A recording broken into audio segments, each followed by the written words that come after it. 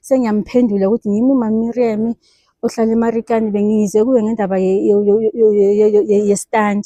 Athi yima ngizothumela ukhansela wakho eze azoku-assist.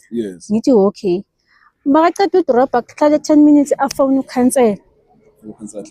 Phone ukhansela class. Ukhansela class athi kimi, sawubona mama, ngithi yebo. Athi awumama, wajampa mina lana, wahamba wagijima waya ku-speaker. Why? Ngithi mina khansela ngizange ngujampe.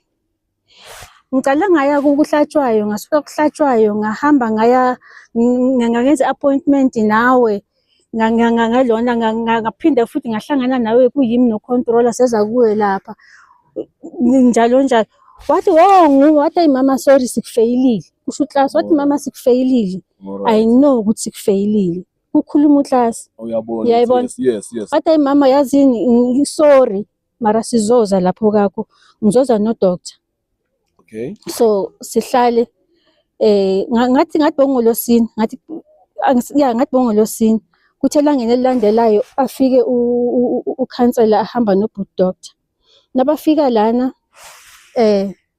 afika uboot doctor athi uzobala. Kanti before siye saba ne-meeting mina no boot doctor. Le meeting le kwakumele ukuthi kube khona yonke ikomiti. Kule meeting lapha ePhindimande kwakumele ukuthi kwakumele ukuthi kube ne-meeting yayo yonke ikomiti and then bese ke kuzokhulunywa ngendaba yale stand. But uboot doctor wathi nakafika leso sikhathi wakuhlatshwa bese kasukile ngasasi CLO. I-CLO bese kungu Ayanda. So sathola lapha kuno Ayanda kuno PR council Thuli. Safike sangena kwakhulunywa ngamchazisela uboot doctor. Ngathi boot doctor ukhansela kwathi nakuphela ukufaka izinamba. Ukhansela wathi wasenzela istructure ukuthi abantu abayi2 kwenze kanjani. Ngimchazela lento le ngibachazisele yona last officeini. Uboot doctor wathi okay. Njengoba injalo ayinankinga. Wathi mina ngizoyenza uA&B. Understand? Wathi yana uboot doctor wathi ngizoyenza uA&B. Is before then. And then leso sikhathi is before and then bese ke manje sengiyajumpa ngathi so. So uboot doctor makafika la isikhathi sekafika sebathunyelwa manje ubani uspeaker. Nasebafika la uboot doctor uthi ngibakhomba amaphini. Yabakhomba amaphini. Cala la ngemumva bakhomba iphini elinye lingapha so kumkhukhu wami eceleni elinye lishaya ngale ngakamakhelwane. La emumva emva kwendlu yami la. It's 22 meter. Emumva emva kwendlu is 22. It's 22 meter. Uboot doctor wayigamula phakathi 22 meter. Wathi wayenza 11. Wathi mina ngizothola 11 nalo ngapha uzothola 11. La ngaphambili wafike weza wabala la ngaphambili yathi 12 meter la ngaphambili. Kule 12 meter wakamuli 1 meter. Wayinikeza laba bangapha next door because bahleli phezulu kwendlela. Wanikeza mina le 10 ngoba vele Bokuyi 11. Ugamule 1 meter is 10 manje. Wagamule 1 meter less 10. Less 11. Wayinikeza labangapha. Lokho kwasinikani ukuthi mina 11 by 10. Bona bana 11 by 1. Kuyenzeka kodwa lo. Nakwenzekile la. Kuna 11 by 1. Mabaceda lapho uboot doctor bangifakela u1250B. Ngapha bafaka u1250A. So mina ngalo bhilo bengizitshela ukuthi it's bigger stand because bafaka uB. Bengisho ukuthi hayi bigger stand obviously understand nje ukuthi asho ukuthi school. Ngathi hayi I don't care about the number, which number, but the B is there. The biggest stand because it's 12 by 11. By 11, yes. So manje ngapha ku stand lana lapho khona ku 11 by 1. Nakhona i-stand number zakhona is 1250. Kune alphabet kuno A ngani. A ngapha. Ngapha iB. Alright. Manje into eshaya mina ukuthi izinamba zivela le zidlula la kami ziya ngapha ku A ziyojika ngekhona ngaleziya kwesinye istrat mara uB uqala ngapha nakhona ngize ngazi ukuthi why kumele ukuthi ngithole uB. Ufakwa igezi uboot doctor wathi mabangifakele igezi kufakwa igezi. Ngiyaku-ayanda umelapha. Yes. Ngithi ayana uDoctor uthi uzocela ningifakele igezi. Yeah. Athi angizoyifaka. Hayi beze igezi bafike basifaka isigodo sikhona la ngemuva. Baceda ukufaka igezi. Yes. Bayifaka igezi intambo ingene ngapha ku-A. Intambo igezi yaku-A. Yeah, iya ngapha bafake khona u-A. La kuwe? La kimi akazange ngithole mina vele igezi anginayo vele namanje. Ayibo. Makuhamba amalanga ngizibuza ngithi why ngaphenza bokuvamise ukuthi kube ne-meeting yomphakathi. Yes. So sikhuluma izinto ezisihluphayo nani. Ngifike ngapha e-meetingini enzasi ngifike ngiphakamise ngithi hey mphakathi mina ngiyacakeka. Yes. Ngino-B bangifakele u-B lo osho ukuthi isitandi sami isikhulu but igezi anginayo. Yes. Igezi bayifake ngapha ngapha next door. Yes. Umphakathi uthi u-B Mosi usho ukuthi u-CR wena. Ngithi no. Ukho permanent lapho. Yeah. Bathi wena akufunela indawo right. Wena u-CR Mosi u-B uchaza ukuthi u-CR. Ngithi na uDoctor zange angitshele ukuthi nakafaka u-B lapha it's CR. Mina bengicabanga ukuthi ngoba ama-meter westandi sami mina ngihleli phakathi kwestandi na-5 room ngaphakathi kwale stand. Yes. You understand? Yes man. So umphakathi uthi masingajampi kakhulu sizohamba because kunenkinga ezinye la mphakathini siyobuza uDoctor ukuthi nayo le issue yakho siyifaka phakathi. Yes. Uhamba umphakathi phume 10 members la mphakathini uhamba uya kamasipala. Ngafika kamasipala bafike babuze bafike bathole ukuthi uDoctor uhleli nokhansela vele le kamasipala.